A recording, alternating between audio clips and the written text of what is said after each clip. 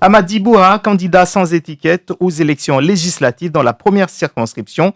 Il a comme suppléant Bouana Abdallah. Bonjour Monsieur Amadi Boura et merci d'être avec nous ce matin.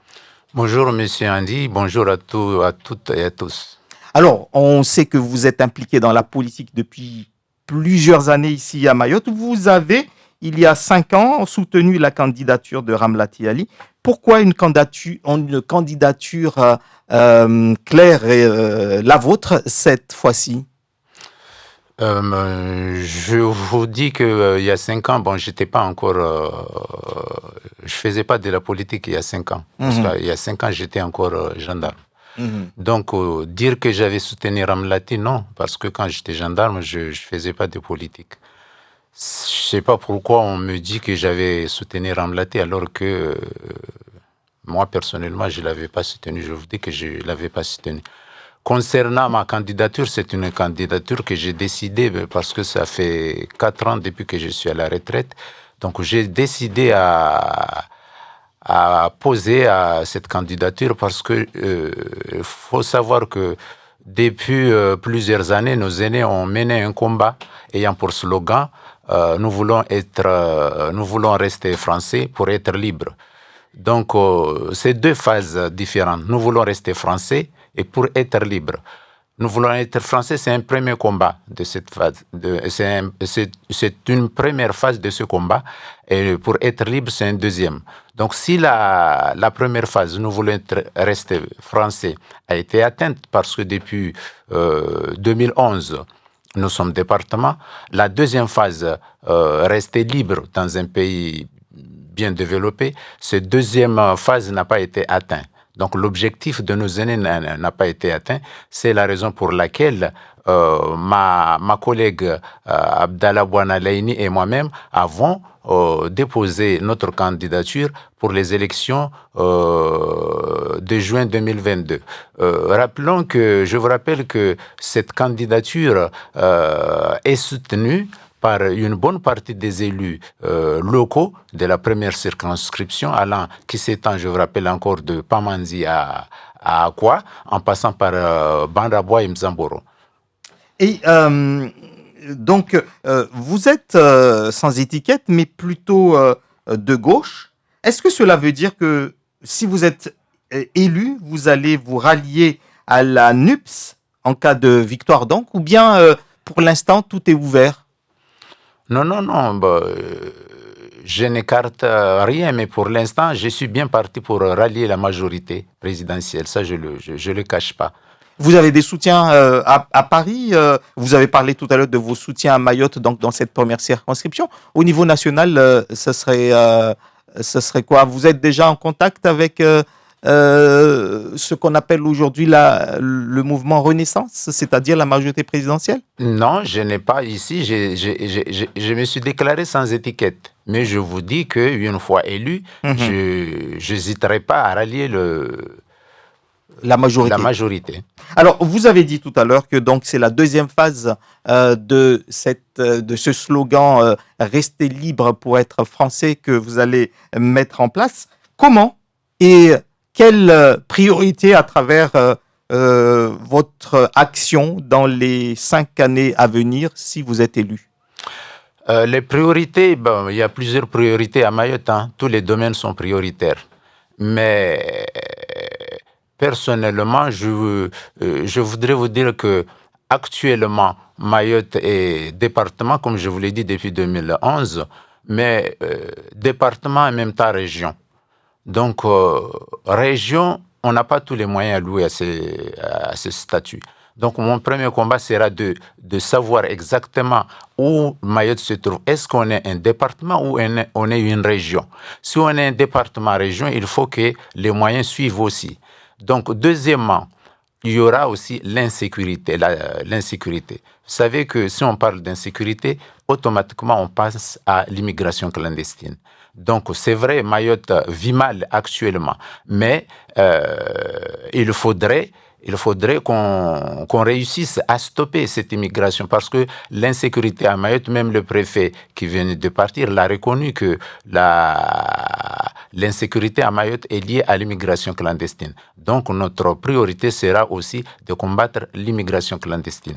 Alors vous venez de dire que vous voulez donc savoir d'abord si Mayotte est département ou région ou les deux, puisque pour vous ce n'est pas très clair.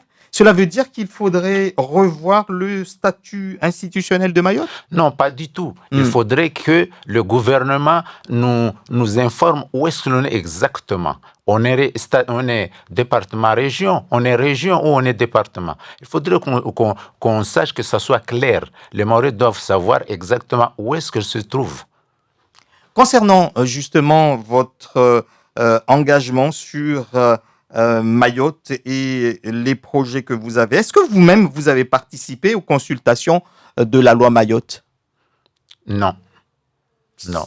Pourquoi? Ça ne vous intéressait pas? Vous ne voyez pas beaucoup d'intérêt sur ce projet de loi Mayotte? Ça ne m'intéressait pas parce que, premièrement, d'ailleurs, je voulais le dire, je pense que nous, les élus mahorais, je ne suis pas encore élu, mais je pense que je le serai très bientôt, il nous manque d'initiative. Il nous manque d'initiative. J'aurais aimé quand même ça, je m'engage aujourd'hui à le dire que une fois élu, je demanderai à ce que les élus mahorais prennent des initiatives. La loi Mayotte, c'était l'idée du gouvernement. On aurait pu nous-mêmes faire nos propositions. Les Mahorais doivent prendre l'initiative, les élus. Prenons les initiatives. Donc moi, je vais participer parce que c'est un projet de l'État, alors que moi-même, j'aurais aimé que ce soit les élus qui proposent. Les élus qui proposent, c'est aux Mahorais de développer ce pays. C'est aux Mahorais de faire ces propositions et non attendre de l'État à chaque fois, attendre à ce que le gouvernement nous impose ou nous propose quelque chose. C'est tout à fait normal s'il a été rejeté parce que nous aussi, en grande partie, on est fautifs. On aurait dû faire des propositions, chose qui n'a pas été faite. Justement, là maintenant, si vous êtes élu dans quelques jours, quelles seront les propositions que vous allez amener pour que ça soit légiféré pour le développement de Mayotte? Voilà, c'est exactement ce que je pensais que j'aurais cette question. Donc moi, ce que je veux, je voudrais être un député, un parlementaire qui réunit tout le monde. Les propositions faites par une seule personne, pour moi, ce n'est pas une proposition qui est valable pour Mayotte. Il va falloir réunir. Il faut qu'on se décide quand même. Il faut qu'il y ait quelqu'un qui décide de réunir tous les Mahorais. Si je dis tous les Mahorais, les élus locaux, les entrepreneurs, le patronat, les entreprises, les syndicats, les collectifs de citoyens. Il faudrait réunir tout le monde et de là avoir une proposition que si le parlementaire va à métropole, il fait une proposition pour Mayotte et non pas une proposition personnelle. Il y a quelques années, on a vu beaucoup de manifestations ici à Mayotte pour réclamer la sécurité, pour réclamer l'égalité sociale, la lutte contre la vie chère.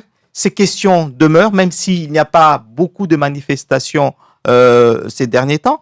La population mahoraise attend beaucoup des élus, notamment des parlementaires, les parlementaires que vous pourrez devenir dans quelques semaines. Concernant l'égalité sociale, qu'est-ce que vous allez dire aux Mahorais lorsque vous allez vous irez à l'Assemblée nationale pour la première fois?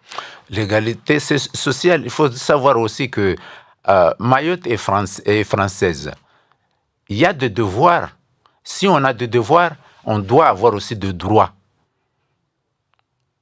On doit avoir aussi des droits. Donc, si nous, le devoir, on nous impose des devoirs, on doit aussi nous imposer le droit. On doit bénéficier de ce droit-là. Donc, c'est aux Mahorais, c'est à chaque fois que je dis, il faut qu'on se réunisse. Moi, je serai le député qui sera à Paris pour défendre les intérêts des Mahorais. On a des devoirs et on a aussi des droits. On a le droit de toucher, d'avoir les minima sociaux, on a le droit d'avoir les mêmes retraites, on a le droit d'avoir tout ce qui est alloué à un Français au niveau national ou au niveau de l'outre-mer comme à La Réunion et ailleurs. Nous, les Mahorais aussi, on a le droit de l'avoir. Donc, ce serait un député qui demandera l'alignement dans un délai normal à ce que tous les Mahorais soient alignés avec les autres Français du département d'outre-mer ou du territoire national.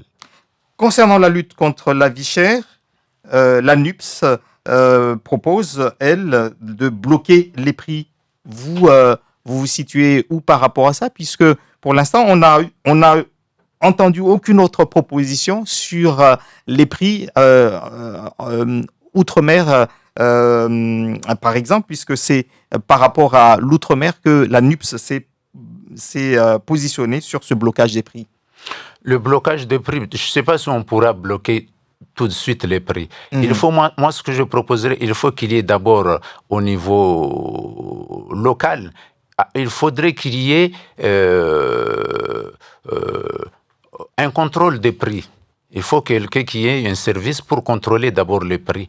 On peut pas, parce que bloquer les prix, on sait qu'à Mayotte, le riz vient de Vietnam, le riz vient de Thaïlande, certaines viennent de Dubaï. Donc on ne peut pas dire qu'on bloque le prix parce qu'on n'a pas la même provenance de la marchandise qui est ici. Il faudrait qu'il y ait un organisme capable de contrôler d'abord d'où vient le matériel. Et ça existe avec ici. La DGRCF Je ne pense pas que parce que les conteneurs qui sortent du port de Longoni, qui viennent de Dubaï, je ne pense pas que ce service-là a un œil sur ce conteneur-là. Alors que ce conteneur contient du riz qui vient... Je ne sais pas si ceux qui viennent des grandes surfaces comme Jumbo et Sud-Defram, si on le fait, mais au niveau de la plupart des conteneurs qui sortent ici, issus de gens qui viennent de Dubaï et de Thaïlande ici, parce qu'on en commande les petits commerces aussi. Je ne pense pas que ce service a l'œil sur ces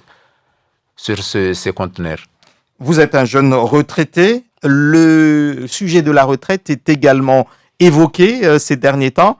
Certains proposent l'âge de la retraite à 60 ans, d'autres à 65 ans. Vous vous positionnez comment par rapport à ça, et surtout pour les Mahorais? Pour les Mahorais, il faudrait voir aussi le niveau de vie. Nous, on sait qu'en 65 ans, on meurt déjà. Même si je vous ai dit que je serai aux côtés de la majorité présidentielle, j'opterai moi-même personnellement, si ça n'engage que moi, pour entre 65 et 60 ans. 62 ans, c'est mieux, plutôt que 65 ans ou plutôt que 60 ans. Parce que on sait que souvent on travaille tard. Et pour avoir une retraite normale, il faut payer aussi. Il faut payer. Donc si on ne travaille pas longtemps, on ne peut pas avoir une retraite normale.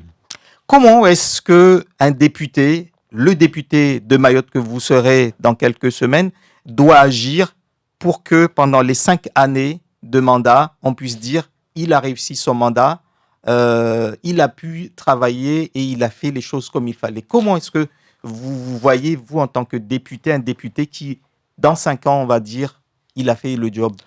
Si vous voulez qu'on vous dise que vous avez fait le job, parce que vous ne savez pas ce qui vous attend à Paris, mais il faut travailler avec ceux qui vous ont élus.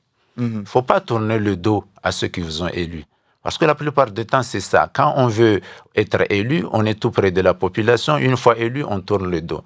Donc, il faudrait, moi, je pense que si vous voulez que les gens vous jugent, jugent votre bilan, il faut à chaque fois aller à l'encontre. Une fois que vous venez de Paris, au moins tous les 2, 3 ou 4 mois, faire quand même un bilan avec ceux qui vous ont élu. C'est ce que vous ferez si vous êtes élu? Peut-être pas 2 ou 3 mois, mais je m'engagerai souvent à contacter la population et à rendre compte de la mission qu'ils m'ont confiée. Voilà ce que c'est un bon député, un bon parlementaire. Il faut pas qu'il tourne le dos à ceux qui l'ont élu. Merci beaucoup à vous, donc, Amadi Boura, d'avoir été l'invité de Zakweli. Je rappelle que vous êtes candidat sans étiquette aux élections législatives dans la première circonscription et que votre suppléant est Laini Bouana Abdallah. C'est moi qui vous remercie.